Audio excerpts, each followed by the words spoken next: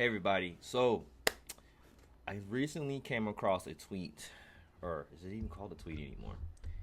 Anyway, I came across a post by a Dr. Scott M. Sullivan, and I'll just read it, and I'm going to express my thoughts because it does shine a light on a bigger issue that we have permeating throughout um, Christendom and a path that I saw myself walking down at first before I course corrected. But anyway, so here's a tweet. It says,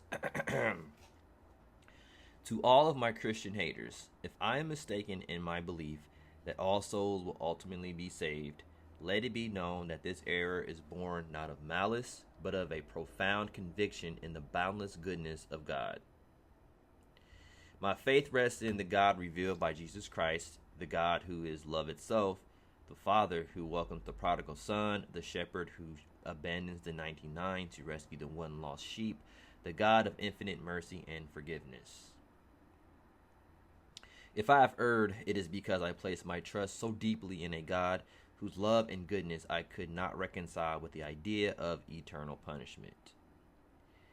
I could not bring myself to believe that the God who created us in his image would condemn his creation to everlasting torment.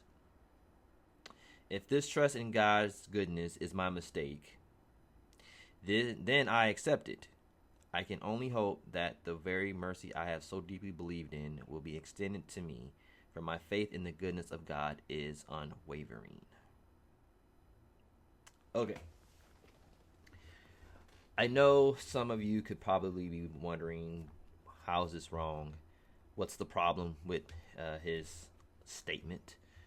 There's a lot that's wrong with this statement, and I think the crux of the argument, the crux of the problem, is his view of God. We have this notion that God is all loving. God is love, that is correct. But God also has wrath, he has standards. And I think that in our radical view of love, in our no, I wouldn't even say radical. I would say in our humanistic view of love, we mistake love with acceptance and tolerance of any and every behavior. And that's not right. That's not true, because that's not love. If you know someone and you see someone going down the wrong path, if you see someone making a mistake, you see someone committing a murder, you see someone doing something wrong, it's not love to encourage that behavior. It's not love to say, hey, you know what, you do what you want. Like, no, you're going to want to stop it. You're going to want to course correct. And to sit there and say that, well, God was going to forgive and love everybody and everybody gets in, then what was the point of Jesus' sacrifice? And I know some people say, well, because everybody get in. Like, no, like, if you read the Old Testament and the purposes of the sacrifices and then why Jesus is called the Lamb of God, then you will understand why. But anyway, so it is a great error. It is misguided to sit there and posit that God is going to forgive everybody, and no matter all the suffering and torture, all that stuff that people went through, no matter all the hell people raised on earth, you still get to go on it. That's not how it works. I get it. We let our emotions, we let our feelings override what we know. I know there are things that God's standards we disagree with. There are parts of God's standard that we disagree with.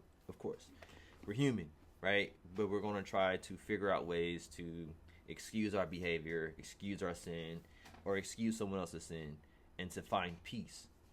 But the fact of the matter is that Jesus said that he did not come to bring peace. He came to bring a sword. He came to divide. He came to set a mother against her daughter, a father against his son, a brother against his sister. All right? He came to divide. God is a holy God, and he has his standards. I know, again, like I said, there are times we may disagree. It's natural. We're human. We're going to. But whenever I find myself going down that road where it's like I was trying to reconcile and trying to understand It's like I didn't want to offend. I didn't want to cast anybody out. Like I was trying to figure out a way to be inclusive.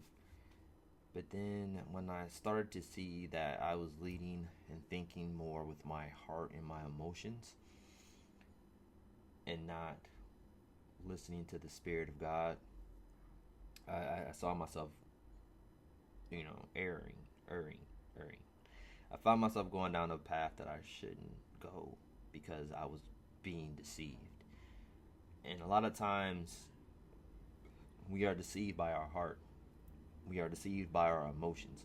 It's okay to feel your emotions, to understand them, but you don't want to be led by your emotions. You don't want to be deceived by them, because the heart is the will, is where is the seat of our emotions, right? Our emotions sit in our hearts, but our hearts are also deceitful, and it can be swayed here and there.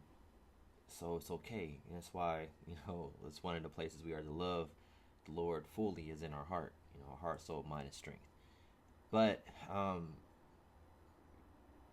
that's a whole nother topic. Anyway, you don't want to lead with your heart. You want to lead your heart, and you want to just submit to God. Like, okay, God, like I don't understand, I don't agree, but help me. And when I did that, like I understood, like God has the line. Just like we said, boundaries. Why can't God have boundaries, right? And so He has boundaries. Say, hey, this is what it is. You guys are free to do what you want, but don't be upset with the consequences. And people don't want to deal with consequences. They want to live life how they want and be able to enjoy the rewards of goodness afterwards, even no matter how much hell they raised. And I know some people on small scale say, well, I don't really do anything. I just kind of want to do what I want and don't want to, disobey God. But again, that's your right. You're free to choose to do that. But if you want everybody to respect your boundaries,